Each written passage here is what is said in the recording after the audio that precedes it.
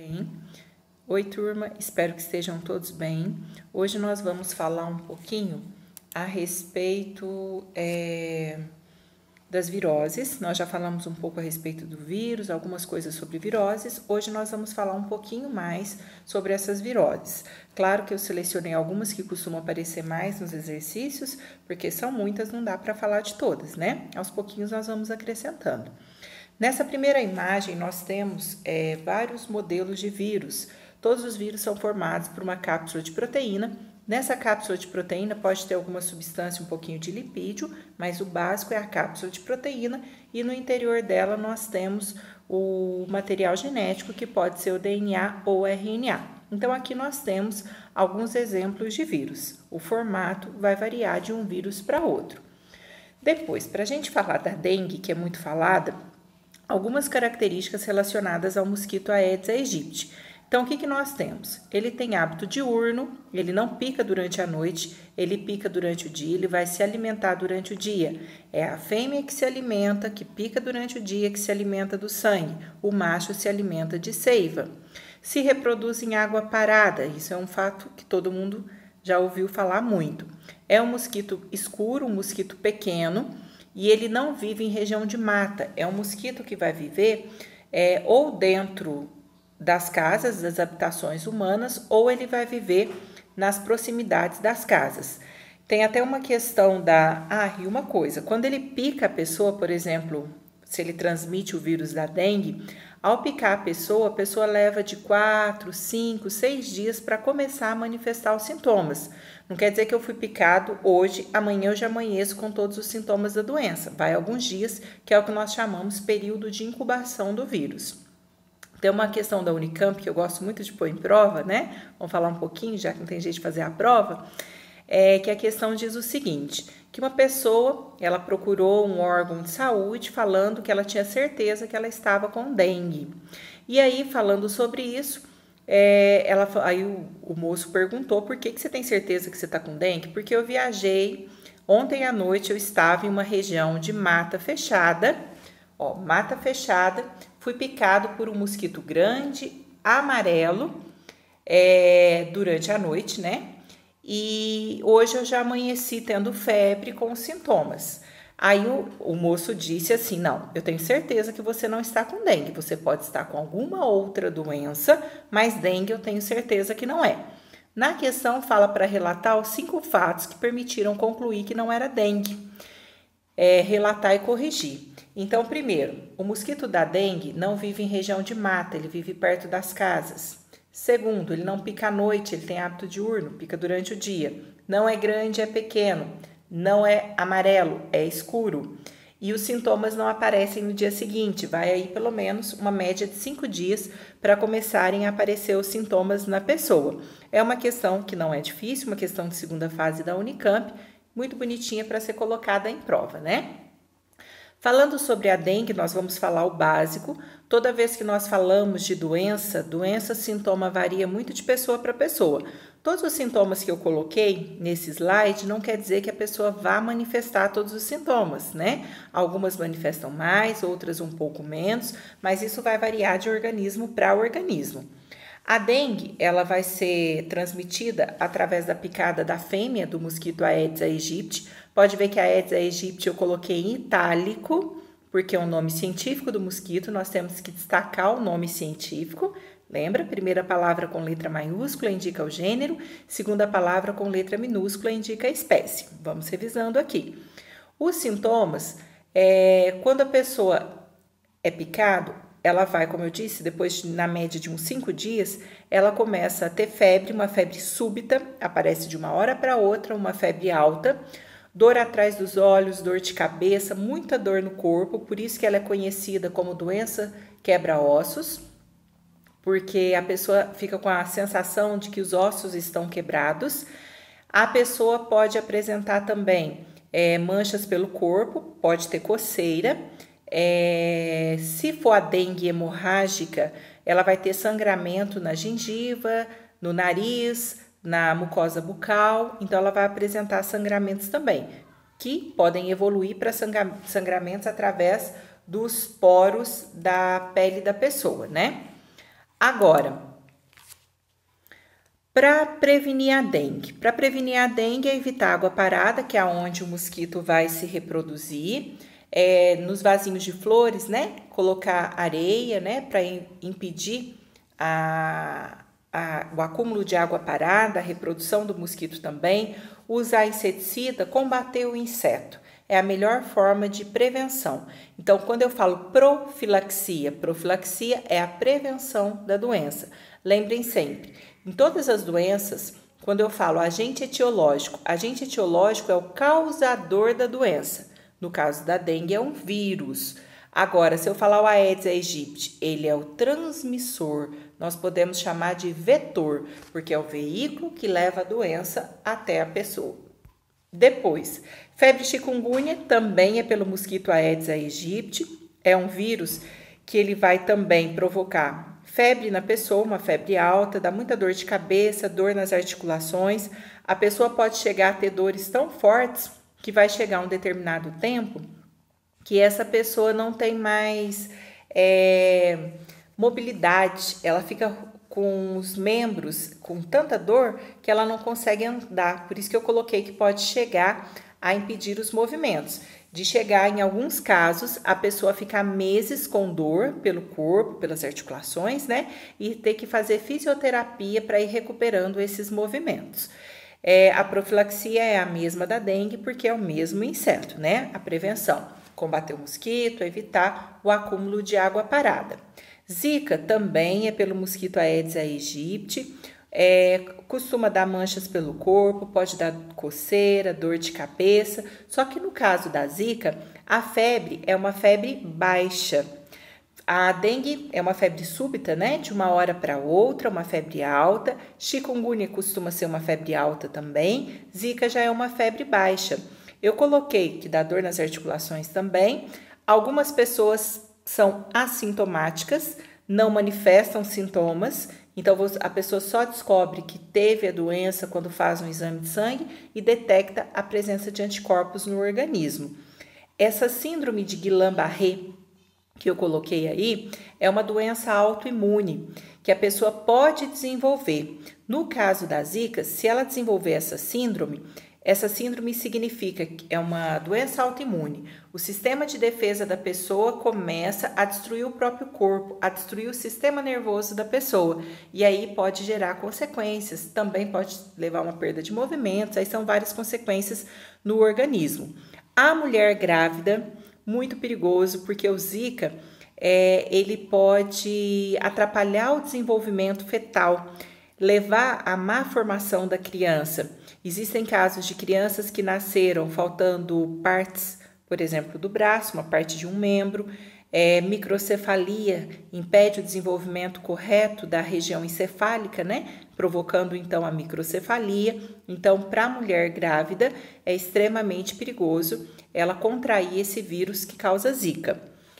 A profilaxia, a prevenção, vai ser a mesma coisa, porque vai combater o inseto transmissor e evitar o acúmulo de água parada. Aí eu coloquei um slide mostrando os principais sintomas, né, de dengue, chikungunya e zika, para depois vocês darem uma olhadinha, tá bom? Depois, a febre amarela. Muita gente esquece da febre amarela. Febre amarela é também pela picada da fêmea do mosquito Aedes aegypti. A pessoa começa a ter febre, calafrios. Depois de alguns dias, uns 3 dias mais ou menos, desaparece tudo, como se ela tivesse curado, não tivesse nada. Quando vê, volta tudo de novo com a febre alta. E aí pode afetar o fígado da pessoa, o rim, por isso que eu coloquei insuficiência hepática e renal, mau funcionamento do fígado e do rim, e isso faz com que a pessoa fique com a pele amarelada. Então, febre, porque vai ter uma febre alta, e essa febre alta, além disso, a pele da pessoa vai ficar amarelada. Pode, com o passar, a evolução da doença, a pessoa pode ter hemorragias também, tá? Esses são os principais sintomas. Pode diminuir a frequência cardíaca também, tá? Tem outros sintomas.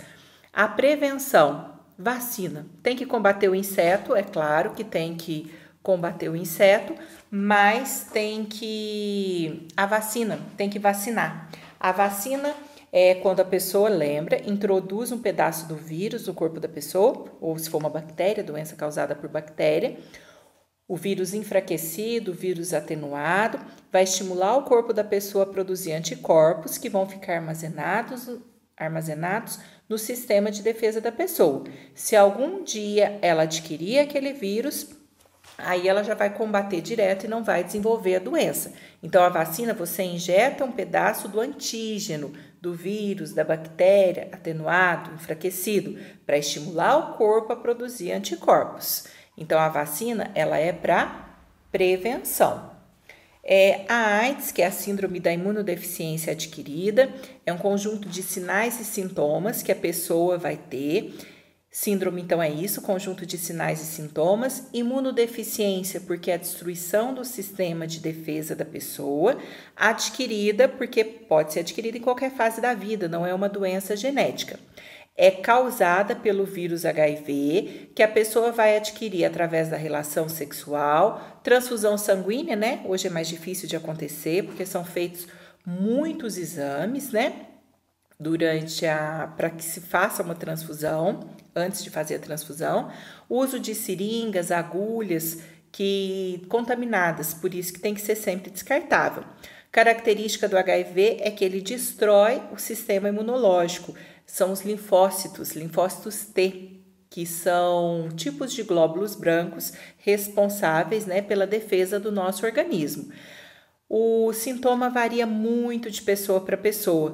Então, aí eu coloquei aumento dos gânglios linfáticos, formação de ínguas. Eu tô com uma íngua aqui, meu Deus, tô contaminado. Não, gente, uma dor de garganta pode formar uma íngua. Pequeno carocinho que aparece aqui, isso é normal. No caso da AIDS, a pessoa vai ter muitos gânglios linfáticos na região das axilas, do pescoço, da virilha e depois vão se espalhar pelo corpo. Febre, perde o apetite, o emagrecimento, então, doenças oportunistas, porque a pessoa geralmente ela não vai morrer de AIDS, é porque como destrói o sistema de defesa dela, uma doença, por exemplo, uma pneumonia que ela poderia se recuperar, vai matá-la, uma gripe mais forte pode matar a pessoa, porque o sistema de defesa dela foi destruído. Isso que eu coloquei de sarcoma de Kaposi, alguns falam Kaposi, são tumores, um amarelo meio marrom, que vão aparecer pelo corpo da pessoa, aparecem nos órgãos, são tumores cancerígenos, mas isso é em estágio avançado da doença. A profilaxia, uso de preservativos, né? E não compartilhar nenhum tipo de instrumento, cortante, seringas, agulhas, né? Para evitar o contato de sangue contaminado com outro sangue, né? A poliomielite, posso chamar de polio ou paralisia infantil, é a famosa vacina do Zé Gotinha, né? Todo mundo toma até 5 anos de idade. A transmissão é pela água, então se a pessoa ingerir água que não foi tratada, um alimento mal lavado, fezes ou secreções, né, que podem sair de uma pessoa que esteja contaminada, eu coloquei o espirro, a tosse, a saliva, aí vai passar para outra pessoa.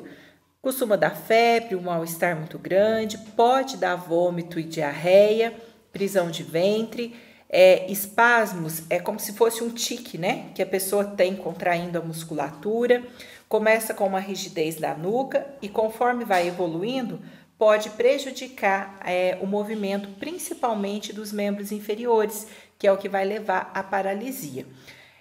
Tem a vacina também, no caso da paralisia. Essa vacina, a pessoa, como eu disse, é o Zé Gotinha, até 5 anos de idade que ela é tomada. No Brasil, o último caso de poliomielite foi em 1989. Depois a doença não teve caso no Brasil. Por que não parou com a vacina? Porque tem países como o Paquistão, a Nigéria, o Afeganistão, são países onde tem casos. Então, pode ser que uma pessoa venha contaminada e comece tudo de novo. Por isso que não pode deixar de tomar a vacina, tá? O sarampo, nossa, o sarampo, ele tinha sido erradicado do Brasil, não tinha mais casos até 2016. Aí depois começou na América do Sul, em 2017, alguns casos, e em 2018 teve mais de 10 mil casos no Brasil, porque as pessoas deixaram de tomar a vacina, não pode deixar de tomar vacina, olha o perigo. Atinge principalmente crianças, pessoas com baixa resistência. O contágio também pelas vias respiratórias, né? A tosse, o espirro, né? Aí nós vamos ter o contágio. Pode evoluir, vai aparecer aquelas manchas avermelhadas, depois fica aquela grosseira na pele da pessoa, não tem um tratamento específico, tem que ficar quietinho, sem ter contato com outras pessoas, é altamente contagioso o sarampo, ele pode passar de 2 a 4 vezes mais, contaminar de 2 a 4 pessoas mais do que se você comparar com a gripe, então ele é altamente contagioso. Pode evoluir para uma encefalite, né? Uma inflamação do encéfalo, para problemas neurológicos e pode matar. Então, é muito importante tomar a vacina. Olha para você ver, não tinha casos de sarampo mais, deixaram de tomar a vacina, o sarampo apareceu novamente, né? Voltamos a ter casos, né? Em muitos casos de sarampo. Aí depois... Covid-19 ainda tem muito que se estudar sobre essa doença, eles estão correndo atrás, é claro, o mundo inteiro, por ser uma pandemia, todos estão mobilizados, foi decretado pandemia porque afetou o mundo todo, tem países em todos os continentes afetados. Então, no caso de Covid-19, é uma doença altamente contagiosa, que pega por espirro, por tosse, as gotículas de saliva que saem, as secreções que saem do nariz vão contaminar outra pessoa. Então a gente tem que ter o quê? Muito cuidado, por isso que é importante o distanciamento, o uso de máscaras. A pessoa pode passar assintomático, não manifestar sintoma nenhum, mas eu não manifesto, mesmo assim eu estou transmitindo, né? Dá um cansaço, uma moleza, são sintomas parecidos com sintomas da gripe, pode dar dor de garganta, uma tosse seca, aí ela pode evoluir para falta de ar, diminuir a frequência cardíaca, uma pressão forte no peito, que são conforme os sintomas conforme vai agravando a doença. E o problema respiratório, alguns médicos relataram que o pulmão é uma trombose, coagula o sangue ali por dentro do pulmão, os alvéolos pulmonares não conseguem fazer a troca gasosa. Então a pessoa quer respirar, ela quer puxar o ar de todo jeito e a pessoa não consegue. Ela não consegue fazer a respiração, essa troca gasosa ali no pulmão, que é uma coisa muito triste. Imagina a falta de ar. Que coisa mais triste que é. Então, nós temos sim que tomar muito cuidado com essa doença, seguir todas as recomendações. Cada vez saem sintomas novos que os médicos desconhecem, de repente aparece algum sintoma novo. Então, é tudo muito novo com relação a essa doença. Vamos ficando atento a todas as recomendações da Organização Mundial de Saúde. A prevenção, infelizmente, não tem a vacina. O mundo está na expectativa para a criação dessa vacina, para que possamos retomar, né, o nosso trabalho, os nossos estudos, a nossa vida normal. Então, eu coloquei alguns aqui de profilaxia que todo mundo já cansou de ouvir falar. Lavar as mãos, não ficar colocando na boca, no nariz, uso de máscaras, manter o distanciamento, vai tossir, tosse no braço, na roupa aqui, ou fala aqui o lenço, né, que seja descartável. Não adianta usar uma máscara todo dia, o tempo todo. Tem que lavar, tem que higienizar ou trocar a máscara, né, que algumas são para usar um determinado período. Não ficar em lugares com grandes aglomerações, manter o ambiente ventilado, o ar circulando, porque se vem o vírus não fica ali parado. São as recomendações que todo mundo já está cansado de ouvir falar, né? Aqui eu coloquei só para relembrá-los. Aqui eu coloquei uma tabela, depois para vocês darem uma olhadinha, falando sobre sintomas aqui, coronavírus, o resfriado e a gripe, porque resfriado e gripe também são doenças causadas por vírus. A gripe, né? O vírus influenza que causa gripe, são várias espécies diferentes, né? De vírus. Aí eu coloquei alguns aqui para vocês darem uma olhadinha, tá bom? Aqui, gente, olha, as atividades que vocês vão fazer estão muito fáceis essa semana. Nessa primeira atividade, vai estar falando do vírus, né? E que doença é causada por vírus. Qual que vai ser uma virose? Está muito fácil, né? Vou deixar vocês olharem depois, tá bom? A próxima vai estar falando de febre amarela e gripe. Para você prevenir a febre amarela e a gripe, o que pode ser feito? Muito fácil também. Gente, pelo amor de Deus, antibiótico não destrói vírus, tá? Antibiótico destrói bactéria, porque o vírus não tem célula e o antibiótico destrói célula, tá? Então não adianta nada estar com uma virose e tomar um antibiótico. Antibiótico para doenças causadas por bactérias. Aí também tá fácil. Depois essa daqui falando sobre viroses, quais os cuidados que as pessoas deverão ter para não se contaminarem com as viroses. Faltou só a imagem aqui, que é a imagem de um atim. A pessoa está falando que é uma virose transmitida por gotículas eliminadas no espirro ou na tosse. Então, o que eu posso fazer para não adquirir essa virose? Facinho também. Citar algumas viroses que têm essa mesma transmissão. Aqui na nossa própria aula rápida aqui, foram citadas algumas, tá bom? Vocês podem citar pelo menos 2 doenças. Porque os vírus são considerados parasitas intracelulares obrigatórios, que é o que nós já falamos, lá no comecinho da matéria de vírus. Lembra, parasita é um ser que vive às custas de outro. Intracelular, dentro da célula, obrigatório, porque ele só se reproduz se entrar na célula. Então, ele é um parasita intracelular obrigatório, porque ele só consegue reproduzir se ele estiver dentro de uma célula, se ele infectar uma célula, certo? Depois, está falando aqui que certos agentes infecciosos são formados apenas por material genético protegido por uma cápsula de proteína. E esses seres só conseguem se reproduzir quando invadem uma célula, manipulam, utilizam essa célula, terminando por destruir essa célula. Estes agentes são muito fáceis. Essas caíssem na prova, fácil demais, né? E a última questão, está pedindo para elaborar um folder com as principais informações do Covid-19. É claro que vocês não vão fazer um folder, tá? Então, na letra A, vocês só vão colocar a forma de contágio e na letra B, citar algumas formas de prevenção, tá bom? Não deixem de enviar os outros formulários. Essa semana também será formulário, tá bom? Não deixem de responder, porque estamos chegando aqui ao final da 4ª semana e eu preciso finalizar a ficha de vocês, de quem fez as atividades de todas as semanas para enviar para a escola, tá bom? Fiquem com Deus!